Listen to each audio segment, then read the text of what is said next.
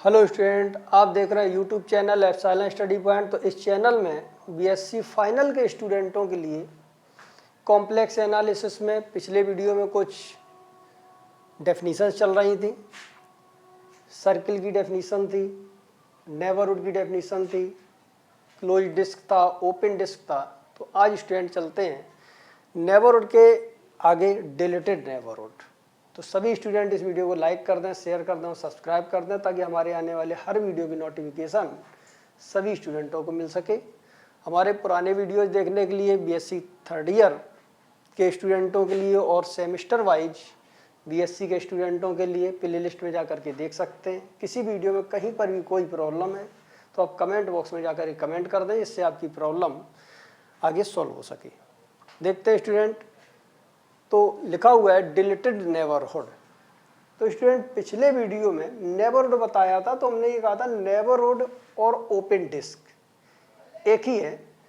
उसकी डेफिनीशन थी Z minus Z not less than rho, यानी कि सेट ऑफ पॉइंट्स जो इस कंडीशन को सेटिस्फाइड करते हैं, उन पॉइंटों का सेट। जेड नॉट सेंटर था, सेंटर जेड नॉट मान लिया और रेडियस रो मान ली। तो इस बाउंड्री के अंदर जितने भी पॉइंट आएंगे, इन सभी पॉइंटों की जो डिस्टेंस होगी, जेड नॉट से अगर हम डिस्टेंस देखेंगे तो हमेशा इस रो से कम होगी।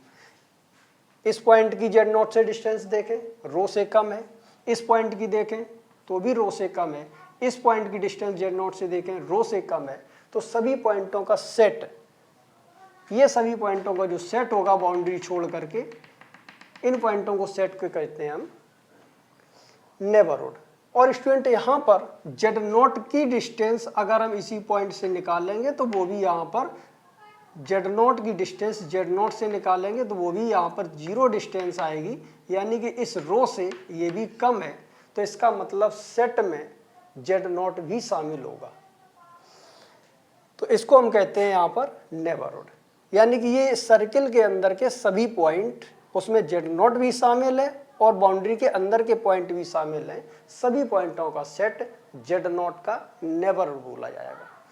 अब अगली डेफिनीशन है डिलीटेड नेबरहुड। तो स्टूडेंट नेबरहुड से जिसका नेबरहुड हम निकाल रहे हैं उसी पॉइंट को उससे हटा दें तो हम ये कहेंगे कि जो भी पॉइंटों का सेट मिलेगा वो पॉइंटों का सेट जेड नॉट का नेबरहुड बोला जाएगा। यानी कि जेड नॉट का अगर हम नेबरहुड निकाल रहे हैं तो स्टूडेंट जेड नॉट का नेबरहुड, ये सभी पॉइंट शामिल हो गए इसमें, इस बाउंड्री के अंदर के। लेकिन इसमें जेड नॉट स्वयं में भी शामिल है। तो जेड नॉट की डिस्टेंस अगर हम जेड नॉट से निकालेंगे तो जीरो आएगी और यहाँ पर वो डिस्टेंस रो से कम होगी। अगर हम जेड नॉट को शामिल ना करें, यानी जेड नॉट हटा लें और सभी पॉइंटों का सेट देखें, तो इन पॉइंटों के सेट को कहते हैं डिलीटेड नेबरहुड। तो इसकी डेफिनीशन है जेड माइनस जेड नॉट का जो मॉड है, इसकी वैल्यू पॉजिटिव हो, यानी कि जीरो ना आए। जीरो तभी आएगी जब जेड नॉट स्वयं में शामिल कर लेंगे तो यहाँ पर जीरो आएगी, लेकिन जीरो से पॉजिटिव यानी जीरो से बड़ी रहे तो इसका मतलब हम जेड नॉट को शामिल ना करें, हर पॉइंट को शामिल कर लें तो हमेशा डिस्टेंस पॉजिटिव बनी रहेगी और इस लेंथ से कम होगी। तो इसको हम कहते हैं deleted neighbourhood of Z naught. तो स्टूडेंट यहाँ पर लिखा हुआ है the set of complex numbers satisfying Z minus Z not less than rho greater than zero is called the deleted neighbourhood of the point Z naught. Z naught का हम deleted neighbourhood कहेंगे। तो अगली डेफिनेशन है student यहाँ पर limit of a function. तो student पुरानी क्लासों में बीएससी पार्ट 1 में या इंटर लेवल पे हमने लिमिट की डेफिनेशन पढ़ी है। वो डेफिनेशन रियल नंबर के लिए है। वो डेफिनेशन है यहाँ पर limit x tend to a F X equal to l, यानी कि x की वैल्यू a की तरफ ले जाएंगे तो एफ एक्स का आंसर l होगा। तो लिमिट की डेफिनेशन में हम डायरेक्ट जो फंक्शन दिया होता है उस फंक्शन की वैल्यू, जिस पॉइंट पर हमें लिमिट पूछी जाती है उस पॉइंट को अगर हम फंक्शन में रखते हैं तो आंसर नहीं निकलता है। लेकिन उस पॉइंट को छोड़ करके उसके नेबरहुड में पॉइंटों को अगर हम रखते हैं तो फंक्शन की वैल्यू आती है। इसका मतलब ये है कि फंक्शन जिस पर हमें लिमिट निकालनी है, जिस पॉइंट पर, उस पर डिफाइंड ना हो, लेकिन उसके नेबरहुड के हर पॉइंट पर फंक्शन डिफाइंड हो। कम से कम एक ऐसा नेबरहुड मिले जिसके हर पॉइंट पर फंक्शन डिफाइन हो, तो फिर हम लिमिट की definition limit x tend to a f(x) equal to इसकी वैल्यू निकाल सकते हैं। और कैसे निकालेंगे स्टूडेंट, इसका फार्मूला हमने बताया था, या पुराने आप लोगों ने पुरानी क्लास में पढ़ा हुआ है, लेफ्ट हैंड लिमिट और राइट हैंड लिमिट से। तो यानी कि यहाँ पर रियल एनालिसिस में जो पॉइंट होंगे वो एक रियल लाइन पर ही लिए जाएंगे। मान लिया यहाँ पर इस रियल लाइन पर एक पॉइंट हमारा है ए पॉइंट, इसी पॉइंट पर हमें फंक्शन की लिमिट निकालनी है। ए को डायरेक्ट रखते हैं फंक्शन में तो वैल्यू नहीं मिलती है, तो हम कहते हैं कि ए के नेबरहुड है। नेबरहुड का मतलब है एक डिस्टेंस इधर जितनी लें उतनी ही डिस्टेंस इधर लेकर के एक नेबरहुड हमने बनाया। ये सिंगल डायमेंशन में रियल लाइन में नेबरहुड इस तरीके का बनाया जाता है। तो अब यहाँ पर ए पर लिमिट निकालने के लिए ए के राइट में और ए के लेफ्ट में पॉइंटों को लेकर के एक ही तरफ ले आते हैं, यानी कि हम राइट हैंड से एक ही तरफ पॉइंट ले आएंगे या फिर एक ही तरफ लेफ्ट हैंड से पॉइंटों को ले आएंगे। तो इसको हम लिखते हैं x टेंड टू a। इसका मतलब है एक ही तरफ चाहे राइट से ले आएं या हम लेफ्ट से ले आएं, और हम कहीं से ले आ नहीं सकते क्योंकि जो नंबर हम यूज करेंगे वो रियल लाइन के ही नंबर होंगे। तो इसका मतलब है कि हम लेफ्ट और राइट यानी दो मेथड से इसकी वैल्यू निकालेंगे, और दोनों मेथड से अगर आंसर L आता है तो हम कहेंगे इस फंक्शन की लिमिट L ही होगी। देखते हैं इसका लेफ्ट हैंड लिमिट का जो हमारा फार्मूला था, लेफ्ट हैंड लिमिट, या इसको हम लिखते हैं यहाँ पर fa-0, यानी कि इसका आंसर आता है यहाँ पर लिमिट, इसका जो फार्मूला है h टेंड टू 0 और यहाँ पर लिखते हैं fa-h। तो स्टूडेंट इस वाले फार्मूले से हम वैल्यू निकालते हैं, यानी कि x की वैल्यू हम a के लेफ्ट से एक ही तरफ ले आते हैं, यानी कि x की वैल्यू यानी कि इन पॉइंटों को हम ले आते हैं एक ही तरफ, और f(x) का आंसर निकालते हैं, वैल्यू रखते हैं। अगर इसका आंसर यहाँ पर L आ गया तो फिर हम राइट हैंड से निकालते हैं, यानी कि यहाँ पर लिखते हैं राइट हैंड लिमिट। इसका फार्मूला होता है स्टूडेंट a के राइट से एक ही तरफ आना है, fa+0 इक्वल टू यहाँ पर लिखते हैं limit h tend to 0 fa+h, यानी कि a के राइट से एक ही तरफ ले आते हैं और हम इसकी वैल्यू निकालते हैं। तो इसका भी अगर आंसर यहाँ पर L आता है तो हम ये कहेंगे कि लेफ्ट और राइट बराबर है, इसका मतलब लेफ्ट और राइट बराबर है, इसका मतलब limit x tend to a, x को एक ही तरफ चाहे लेफ्ट से ले आए चाहे राइट से ले आए, दोनों ही कंडीशन में आंसर L है, इसलिए इस फंक्शन की लिमिट L है। ये रियल एनालिसिस की बात थी, लेकिन अब हम चलते हैं कॉम्प्लेक्स एनालिसिस में। तो कॉम्प्लेक्स एनालिसिस में स्टूडेंट चलते हैं तो उसमें होता है एक रियल एक्सिस, एक इमेजिनरी एक्सिस। तो इसमें जो पॉइंट लिया जाएगा वो कॉम्प्लेक्स पॉइंट होगा, यानी कॉम्प्लेक्स पॉइंट यहाँ पर भी ले सकते हैं, यहाँ पर भी ले सकते हैं, यहाँ पर भी, यानी ओवरऑल इस प्लेन में कहीं पर भी हम पॉइंट को ले सकते हैं। तो उस पॉइंट को मान लिया हमें, कोई पॉइंट हमने यहाँ पर लिया z0। अब इस पॉइंट पर हमें फंक्शन fz यानी जो कॉम्प्लेक्स फंक्शन होता है वो z से डिनोट करते हैं, fz। z0 पर fz की अगर हमें लिमिट निकालनी है और z0 को अगर हम डायरेक्ट रखते हैं फंक्शन में तो आंसर नहीं निकलता है, लेकिन z के नेबरहुड में कम से कम एक ऐसा नेबरहुड हो जिसमें फंक्शन डिफाइंड हो। तो स्टूडेंट मान लें यहाँ पर एक ये ऐसा नेबरहुड मिला कि इसमें z0 पर अगर हम फंक्शन में वैल्यू रखते हैं तो नहीं निकलती है, लेकिन इसके नेबरहुड में हम कोई भी पॉइंट रखते हैं तो फंक्शन की वैल्यू निकलती है, यानी फंक्शन डिफाइंड है।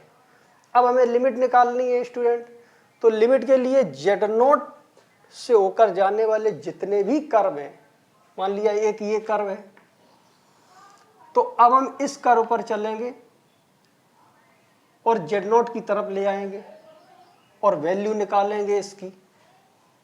जो आंसर आएगा फिर हम कर्व यहाँ पर z0 से होकर जाने वाला एक दूसरा कर्व इस पर हम कोई पॉइंट जेड को लेंगे और जेड नोट की तरफ ले आएंगे, फिर हम फंक्शन की वैल्यू निकालेंगे, तो सेम आनी चाहिए। इसके बाद जेड नोट से होकर के तीसरा ये कर्व जा रहा है, इस कर्व पर जब हम चलेंगे और जेड नोट की तरफ ले आएंगे, फिर हम फंक्शन की वैल्यू निकालेंगे, तो इसमें भी फंक्शन की वैल्यू वही निकले, तो हम कहेंगे कि जेड नोट से होकर जाने वाले सभी कर्वों के लिए जेड को जेड नोट की तरफ ले आते हैं तो फंक्शन की वैल्यू समान निकलती है। इसका मतलब है फंक्शन की जो लिमिट है वो वही नंबर होगी। तो यहाँ पर देखते हैं student, limit of a function लिखा है, let a function F Z be defined, let F Z be a function defined in some neighbourhood of a point Z naught. Z naught के नेबरहुड में पॉइंट में function defined है, except possibly at Z naught. Z naught पर function defined नहीं है, उसके neighbourhood में defined है।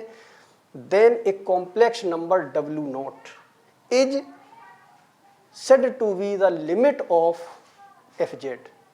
तो जेड नोट को, तो डब्ल्यू नोट को हम एफ जेड की लिमिट कहेंगे जेड नोट पॉइंट पर, if limit Z tend to Z naught F Z equal to W naught. इसका मतलब है कि हम जेड नोट की तरफ वैल्यू, जेड को जेड नोट की तरफ ले आएंगे और फंक्शन की वैल्यू निकालेंगे। हर कंडीशन में आंसर डब्ल्यू नोट निकलना चाहिए।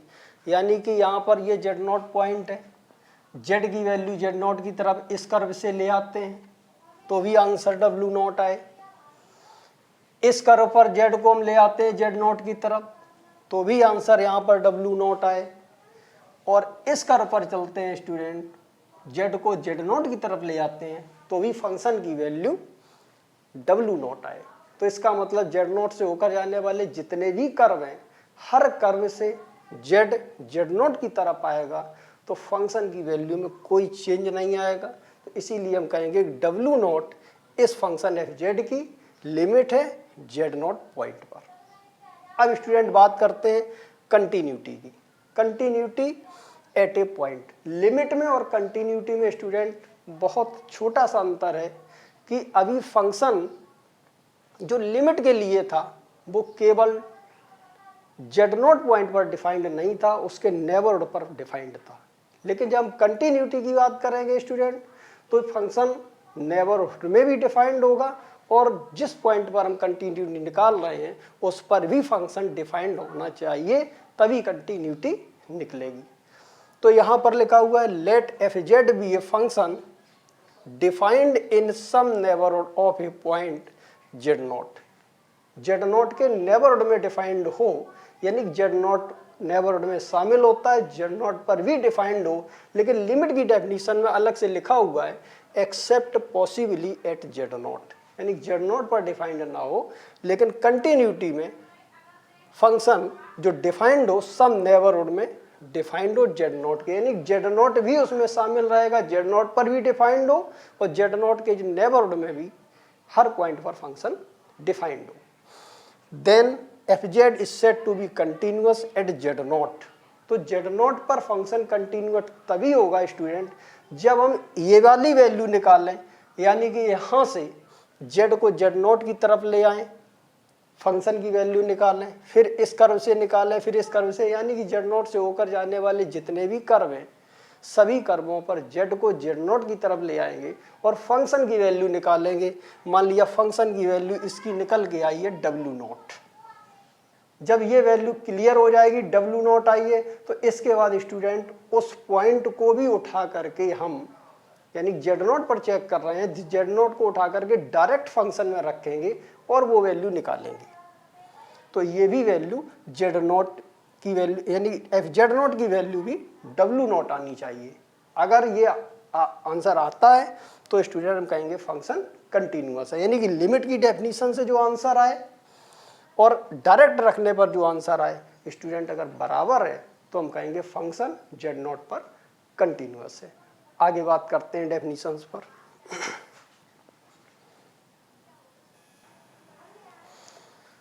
तो स्टूडेंट अगली डेफिनेशन है डिफरेंशिएबिलिटी ऑफ ए फंक्शन। तो स्टूडेंट डिफरेंशिएबिलिटी में और कंटिन्यूटी में जो फंक्शन है वो किसी पॉइंट पर अगर हमें डिफरेंशिएबल निकालना है तो जो कंटिन्यूटी में है वही डिफरेंशिएबिलिटी में है, कि जिस पॉइंट पर हमें डिफरेंशिएबिलिटी चेक करनी है उस पॉइंट पर फंक्शन डिफाइंड हो और उसके कम से कम एक नेबरहुड में फंक्शन डिफाइंड हो, यानी कि पूरे नेबरहुड पर फंक्शन डिफाइन हो, नेबरहुड में भी उस पॉइंट नेबरहुड में वो पॉइंट आ जाता है।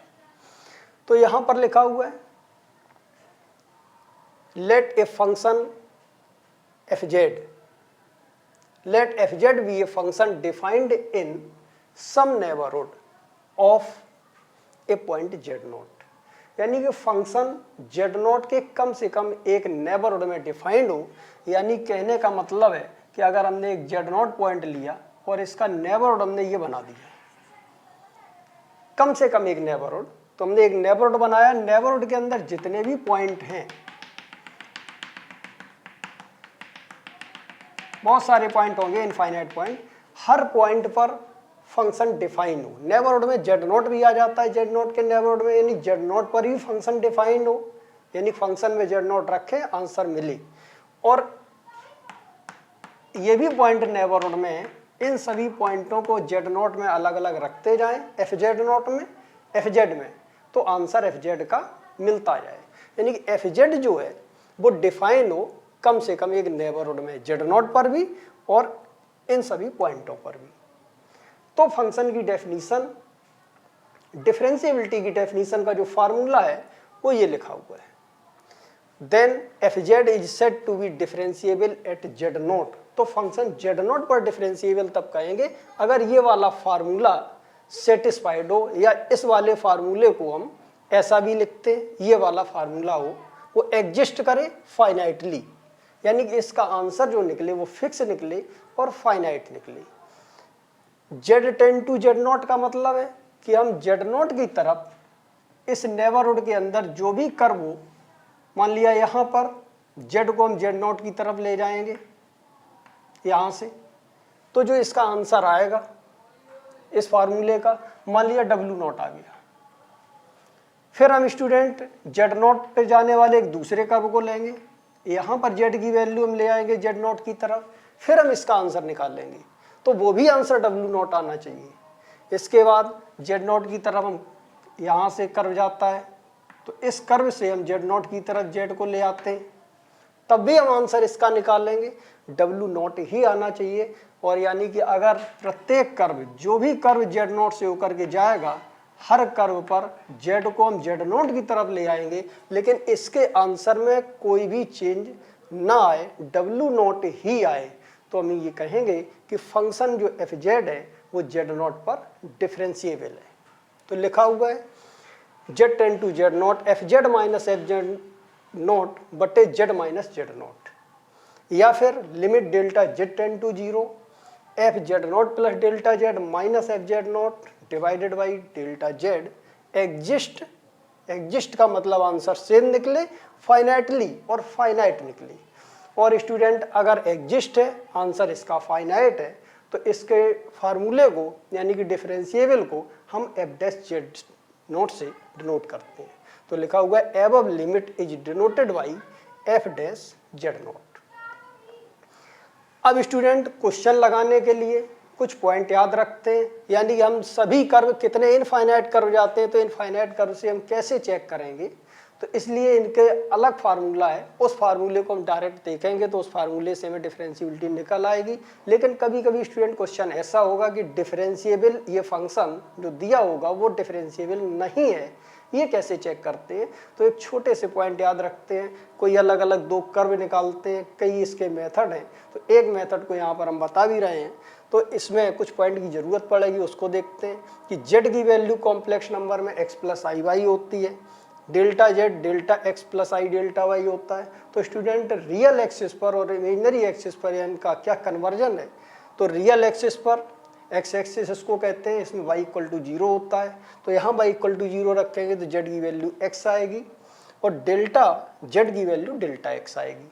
तो स्टूडेंट लेकिन लिमिट जहाँ डेल्टा z टेंड टू 0 लगी है वहाँ पर डेल्टा x टेंड टू 0 लगाएंगे।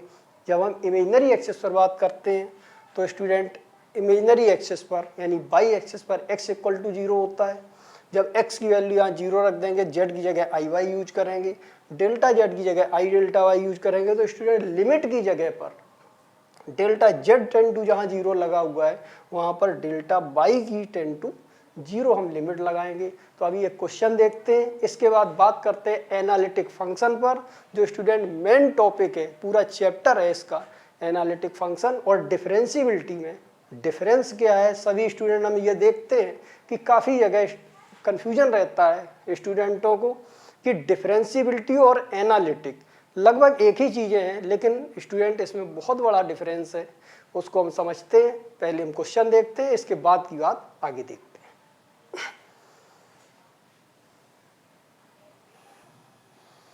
तो स्टूडेंट यहाँ पर एक क्वेश्चन लिखा हुआ है, so that the function F Z equal to z bar is not differentiable at any point. तो स्टूडेंट डिफरेंशिएबल अगर नहीं है तो इसके लिए बहुत पर्टिकुलर मेथड है, उनसे डायरेक्ट मालूम चल जाता है कि फंक्शन एनालिटिक नहीं है। एनालिटिक होने के लिए फंक्शन डिफरेंशिएबल नहीं है, फंक्शन डिफरेंशिएबल ना होने के लिए फिक्स मेथड है, और डिफरेंशिएबल होने के लिए कुछ इसके मेथड अलग से बताएंगे। तो फिलहाल स्टूडेंट यहाँ पर देखते हैं कि इस फंक्शन को चेक करना कि ये फंक्शन डिफरेंशिएबल नहीं है। तो यहाँ पर लिखा है एफ जेड इक्वल टू, यहाँ पर लिखा है जेड बार, किसी पॉइंट पर डिफरेंशिएबल नहीं है तो जनरल पॉइंट मानते हैं, यानी कि यहाँ पर लिख दिया let z equal to z naught. Z naught point पर हमें चेक करना है, या यहाँ पर लिख दें लेट एट जेड नॉट। तो डिफरेंशिएबिलिटी का formula f dash z naught equal to, दो फार्मूले थे, तो यहाँ पर कोई भी लगा सकते हैं स्टूडेंट। लिखते हैं limit delta Z ten to 0, formula था F Z not plus delta Z minus, फिर यहाँ पर लिखा है F Z not divided by delta Z. तो स्टूडेंट यहाँ पर जेड बार लिखा हुआ है, चलते हैं यहाँ पर इक्वल टू लगाया, इसमें यहाँ पर लिखते हैं limit delta Z ten to 0। F Z not plus delta z लिखा है, एफ जेड की वैल्यू यहाँ पर जेड बार है, तो Z not plus delta Z लिखेंगे तो स्टूडेंट यहाँ पर हो जाएगा Z not plus delta Z का होल बार माइनस का एफ जेड नॉट यानी कि जेड नॉट का बार डिवाइडेड बाई यहाँ पर लिखते हैं डेल्टा जेड। इसके बाद देखते हैं स्टूडेंट यहाँ पर लिखा हुआ है limit delta Z ten to 0, और डेफिनीशन प्रॉपर्टी बताई थी दो कॉम्प्लेक्स नंबर हो प्लस लिखा हो तो अलग अलग यहाँ पर बार लगेगा, तो जेड बार प्लस यहाँ पर लिखते हैं डेल्टा और जेड पर लगाएंगे जेड बार माइनस का यहाँ पर लिखेंगे जेड नॉट डिवाइडेड बाई यहाँ पर आ जाएगा डेल्टा जेड। तो स्टूडेंट जेड बार से जेड नॉट बार से यहाँ पर जेड नॉट बार कैंसिल हो गया। इसके बाद यहाँ पर लिखते हैं limit delta Z ten to 0, यहाँ पर लिखते हैं delta z bar divided by delta Z. तो स्टूडेंट यहाँ पर ये देखें कि जेड इक्वल टू होता है एक्स प्लस आई वाई, तो जेड बार इक्वल टू हो जाएगा यहाँ पर एक्स माइनस आई वाई, डेल्टा लगाएंगे इस पर, तो यानी कि यहाँ पर मिल जाएगा delta z equal to delta x plus i delta y, और डेल्टा जेड बार लिखेंगे तो यहाँ पर आ जाएगा डेल्टा एक्स माइनस का आई डेल्टा वाई। तो स्टूडेंट यहाँ पर जो वैल्यू निकाल रहे हैं एफ डैश जेड नॉट की, डिफरेंशिएबल ना होने के लिए हमने पर्टिकुलर फार्मूला ये बताया है एलोंग रियल एक्सिस और इमेजिनरी एक्सिस। एक दो इसके और पर्टिकुलर मेथड है, उनसे लगाएंगे तो सभी क्वेश्चन लगभग लग जाते हैं। तो यहाँ पर सबसे पहले यहाँ पर लिखते हैं first point along real axis, तो यानी यहाँ पर लिखा एलोंग रियल एक्सिस।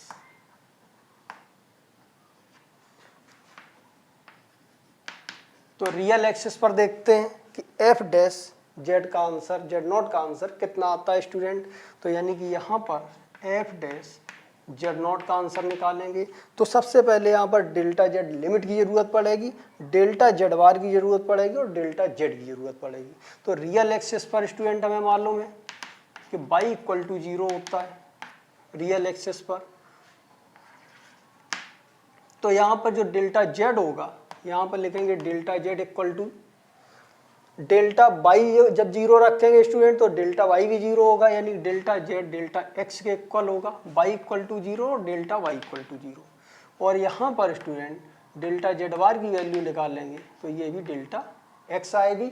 और लिमिट की बात करेंगे स्टूडेंट तो अभी बताई थी कि डेल्टा जेड की जो लिमिट होगी वो डेल्टा जेड टेन टू 0 है, तो उस जगह पर हम लिखेंगे delta x ten to 0।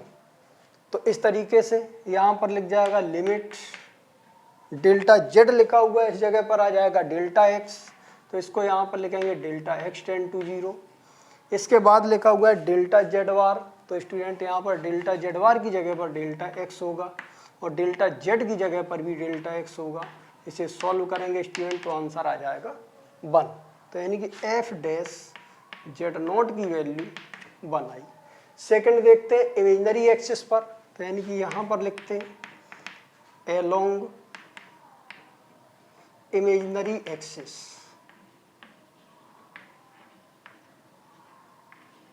Along imaginary axis. तो स्टूडेंट इमेजिनरी एक्सिस पर x इक्वल टू 0 होगा और डेल्टा x इक्वल टू 0 होगा। तो स्टूडेंट यहाँ पर डेल्टा z की जगह रखते हैं, तो यानी कि delta z equal to delta x की जगह जब 0 रखेंगे तो यहाँ से मिल जाएगा आई डेल्टा y, तो आई डेल्टा y।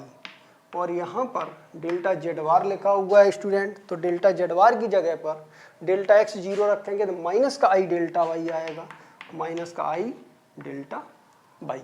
और लिमिट देखते हैं स्टूडेंट, तो लिमिट हमने बताई थी कि डेल्टा जेड जहाँ पर 0 लिखा हुआ है उस जगह पर हम लिखेंगे delta y tend to 0 along imaginary axis के लिए। तो स्टूडेंट अब देखते हैं जो इसका आंसर एलोंग इमेजिनरी एक्सिस पर है, तो यहाँ पर लिखते हैं f dash z naught equal to limit, imaginary axis पर लिमिट लगेगी डेल्टा वाई टेन टू 0। और यहाँ पर डेल्टा जेड बार लिखा हुआ है, तो डेल्टा जेड बार की जगह पर माइनस का आई डेल्टा वाई लिखेंगे और यहाँ पर आई इंटू डेल्टा वाई आएगा डेल्टा जेड की जगह पर, डेल्टा जेड की जगह पर आई डेल्टा वाई। तो स्टूडेंट इसको सॉल्व करते हैं तो डेल्टा वाई से डेल्टा वाई कटेगा, आयोटा से आयोटा का आंसर आ जाएगा -1। तो student F dash z naught का आंसर एग्जिस्ट होना चाहिए, लेकिन हमने यहाँ पर देखा रियल एक्सिस के अलोंग इसका आंसर आया है +1 और इमेजिनरी एक्सिस के अलोंग इसका आंसर आया है -1, यानी कि आंसर अलग अलग है, यानी कि F dash z not exist नहीं है। इसलिए फंक्शन जेड नॉट पर यानी कि किसी एनी पॉइंट पर डिफरेंशिएबल नहीं है, क्योंकि जेड नॉट पर पहुंचने के लिए हर पॉइंट पर फंक्शन डिफरेंशिएबल होना चाहिए, यानी हर पॉइंट पर फंक्शन एग्जिस्ट होना चाहिए। यहाँ पर अलग अलग वैल्यू आई है इसलिए डिफरेंशिएबल नहीं होगा। देखते हैं आगे। तो स्टूडेंट यहाँ पर फ्रॉम फर्स्ट एंड सेकंड यानी कि फर्स्ट पॉइंट और सेकंड पॉइंट से एक में आंसर +1 आया है और एक में आंसर -1 आया है। तो लिखा हुआ है we have f dash z naught equal to, इसका आंसर 1 आता है अलोंग रियल एक्सिस पर और इमेजिनरी एक्सिस पर आता है -1। तो लिखा हुआ है f dash z naught does not exist, इसका आंसर एग्जिस्ट नहीं है। Therefore f Z equal to z bar is not differentiable at any point, जो कि जेड नॉट माना था वो जनरल पॉइंट था, तो फंक्शन जो है किसी भी पॉइंट पर डिफरेंशिएबल नहीं होगा। तो स्टूडेंट आज इस वीडियो में यहीं तक, अगले वीडियो में बात करते हैं एनालिटिक फंक्शन पर। तो स्टूडेंट बहुत कन्फ्यूजन रहता है कि स्टूडेंट ये कहते हैं कि डिफरेंशिएबल फंक्शन ही एनालिटिक होता है, ऐसा नहीं है, बहुत बड़ा डिफरेंस है इसमें। कल बात करते हैं, अगले वीडियो में बात करते हैं एनालिटिक फंक्शन पर। तो सभी स्टूडेंट इस वीडियो को लाइक कर दें, शेयर कर दें और सब्सक्राइब कर दें, ताकि हमारे आने वाले हर वीडियो की नोटिफिकेशन सभी स्टूडेंटों को मिल सके। और हमारे पुराने वीडियो देखने के लिए आप प्लेलिस्ट में जाकर के देख सकते हैं। किसी वीडियो में कहीं पर भी कोई कमेंट है, कहीं प्रॉब्लम है, तो आप कमेंट बॉक्स में जाकर के कमेंट कर दें। बीएससी सेमेस्टर वाइज भी वीडियो पड़े हुए हैं और बीएससी थर्ड ईयर के भी वीडियो पड़े हुए हैं। तो आज यहीं तक, दैट्स ऑल।